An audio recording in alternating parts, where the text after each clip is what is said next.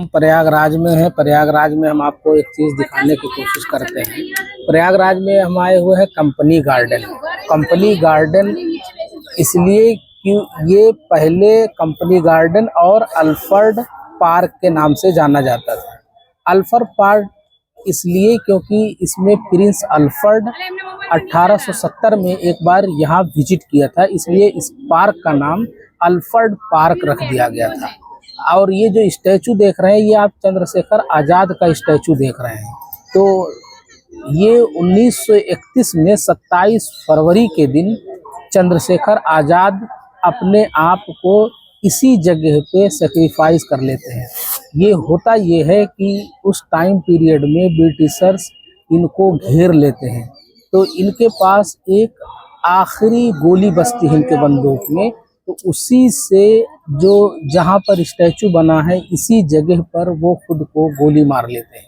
तो फिर जब देश आज़ाद हो जाता है, तो देश आज़ाद होने के बाद यानी कि 1947 के बाद इस पार्क का नाम, जो कि अल्फ्रेड पार्क पहले था या कंपनी गार्डन के नाम से था, वो फिर अब चंद्रशेखर आज़ाद पार्क के नाम से हो जाता है। तो ये चंद्रशेखर आज़ाद पार्क कहा जाता है। तो ये एक्चुअली ये जो पार्क है, ये इसका बहुत सिग्निफिकेंस है, बहुत इम्पॉर्टेंट है। ये हमें ये दर्शाता है कि जो फ्रीडम मूवमेंट हुए उसके क्या स्ट्रगल्स थे। और आपको पता है कि चंद्रशेखर आज़ाद, अशफाक उल्लाह खां, राम प्रसाद बिस्मिल, ये सब रेवोल्यूशनरी थे, रिवॉल्ट लाने वाले लोगों में से थे।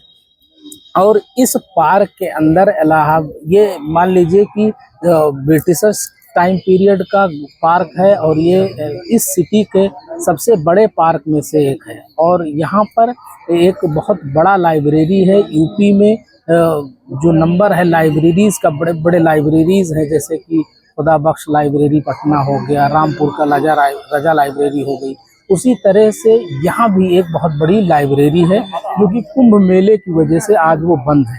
तो बेसिकली ये हम जो स्टैचू देख रहे हैं, ये चंद्रशेखर आज़ाद की स्टैचू है। और जिस जगह पर स्टैचू है, इसी जगह पर उन्होंने जब अंग्रेज़ों ने घेर लिया था, तो अपने आखिरी गोली जब उनके बंदूक बची थी, तो वो उसी से उन्होंने खुद को गोली मार ली थी। यानी कि उन्होंने सरेंडर नहीं किया था या अपने आप को समर्पित नहीं किया था अंग्रेज़ों को, और खुद को वो गोली मार लिए थे। तो ये है प्रयागराज इलाहाबाद में। आपको हम ये दिखा रहे हैं, आपको फिर इसका बैकग्राउंड भी दिखाते हैं। तो मेरे ख्याल में जो शार्ट में हिस्ट्री थी वो आप समझ गए होंगे। तो ये बैकग्राउंड देख सकते हैं, ये पीछे।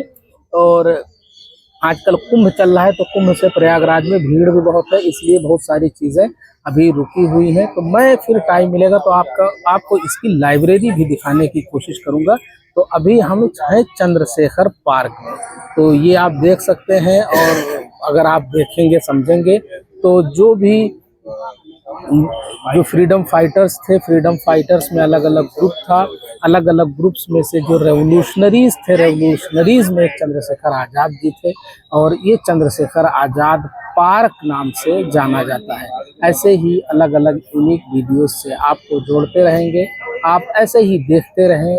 और नेशनल अड्डा को अगर अभी तक सब्सक्राइब नहीं किया है, तो नेशनल अड्डा को सब्सक्राइब कर लें। Thank you very much.